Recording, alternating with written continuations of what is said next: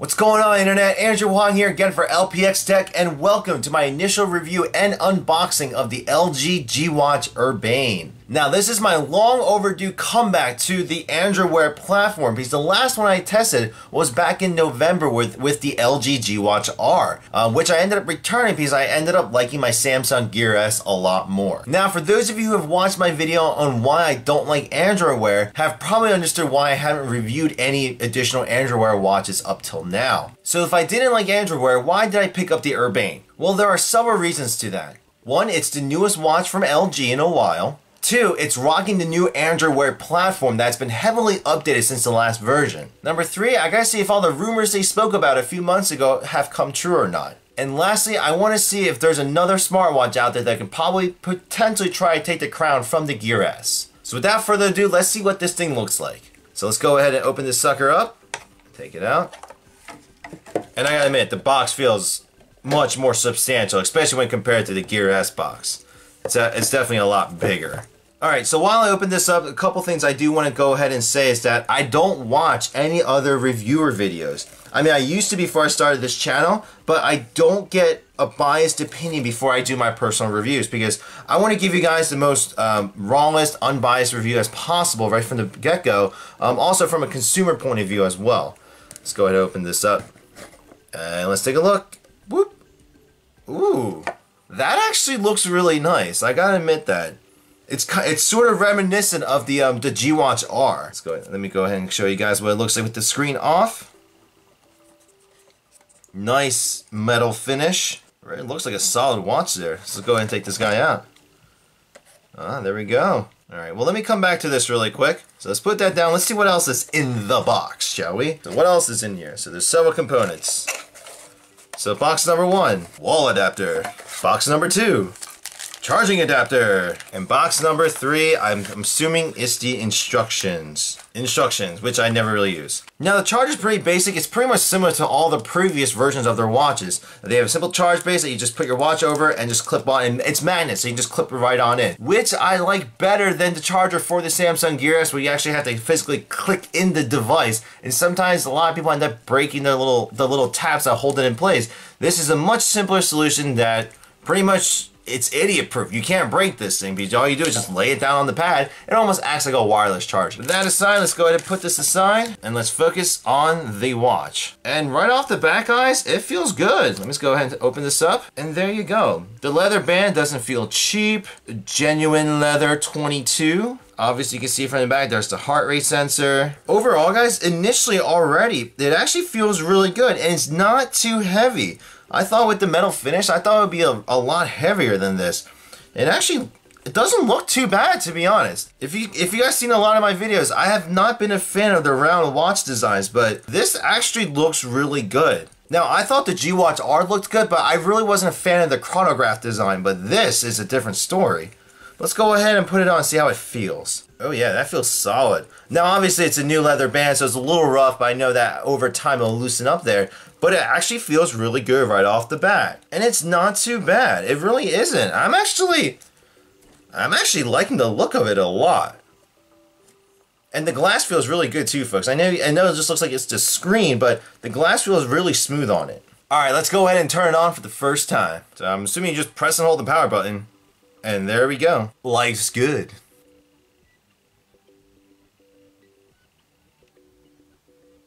Alright, well, it looks like they kept the same intro graphic, per se, from the original Android Wear, so this sort of looks familiar. I mean, this is right now what you're seeing is actually a unique loading screen.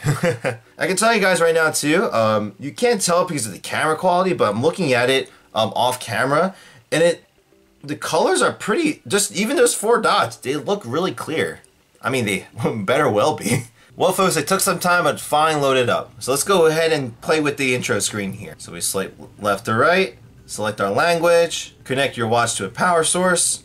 All right, power source connected. Swipe to continue. Let's start by pairing with your phone. On your phone, download the Android Wear app. Then open the app and tap this watch code. So you open it up. Accept the terms, pair with your watch. They're finding each other. They found each other. Tap on the Urbane. Apparently mine's called the Urbane Cata. Pairing request. Okay. They're doing their voodoo magic. Check mark. Syncing data. So it looks like the interface hasn't changed too much since the last time I've used it. So I got access to different watch faces. So quite a lot apparently. That's a good amount. And if you don't like any of these, you can go ahead and go online and get more watch faces.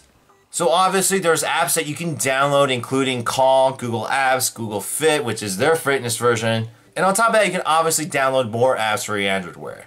And I'm going to automatically assume that there's been a lot more apps out since the last time I've used this. So while it's still syncing, let's go ahead and jump into the default apps and actions that the watch is able to do out of the box. So you can look at your agenda, play music on the phone. So the watch will act like a media controller for your phone. Timer, alarm, those are pretty basic. You can go and see your heart rate, your step count, stopwatch.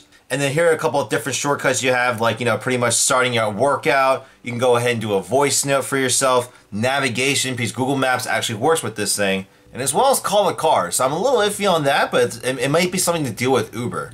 Alright, well after about 20-30 minutes, it finally updated everything, synced all the data, and now it's finally on. So let's go ahead and get started. So swipe up to get started, it says. Up, you're all set. Swipe up to get started. Great, try swiping again. Sweet. Swipe up. Easy, right? Cards keep you updated throughout the day. Keep swiping. You can remove cards when you're done with them. Swipe to remove. Oh, there we go. Oh, my war is about to end. I've done 8,000. You can also swipe to dismiss when in the app. Alright. One last thing. To change your watch face, touch and hold the watch face. Okay. Press and hold the watch face. And I can go ahead and change it up. Oh, alright. Let's do the silver chairman. Let's see how that looks. That actually looks quite nice.